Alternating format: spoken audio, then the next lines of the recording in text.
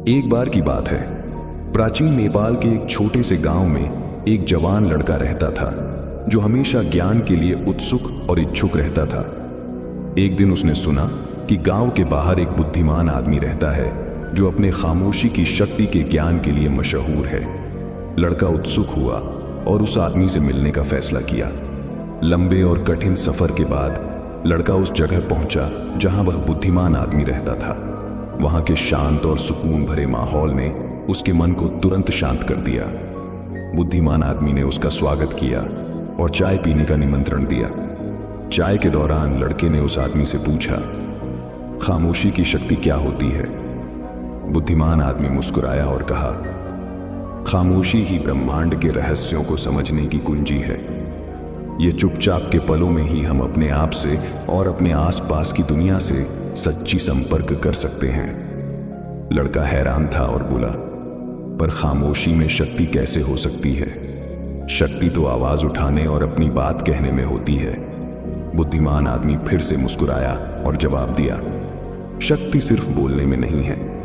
असली शक्ति तो हमारे अंदर से आती है, हमारे अपने मन की शांति और स्थिरता से। जब हम अपने आप से शांत होते हैं तब हम कुछ भी पा सकते हैं जो हम चाहते हैं। बुद्धिमान आदमी ने फिर एक कहानी सुनाई। उसने कहा, बहुत समय पहले एक महान राजा था जो अपने विशाल साम्राज्य पर राज करता था। उसके प्रजा उससे डरते थे क्योंकि वह कठोर और क्रूर शासक था। एक दिन एक ज्ञानी मुनि राजा के पास आया और बोला, महाराज, खामोशी में महान शक्ति होती है। अगर आप इस शक्ति का प्रयोग करना सीख जाएं तो आप ज्ञान और करुणा से राज कर सकते हैं। राजा को यह बात समझ नहीं आई, पर उसने सोचा एक बार करके देखने में क्या जाता है। उसने ज्यादा सुनना शुरू किया और कम बोलना।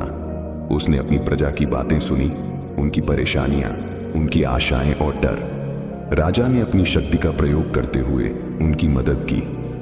धीरे धीरे राजा एक ज्ञानी और न्यायी शासक के रूप में मशहूर हो गया। उसका साम्राज्य फल फूल गया सिर्फ इसलिए क्योंकि उसने खामोशी की शक्ति को समझा और उसका प्रयोग किया।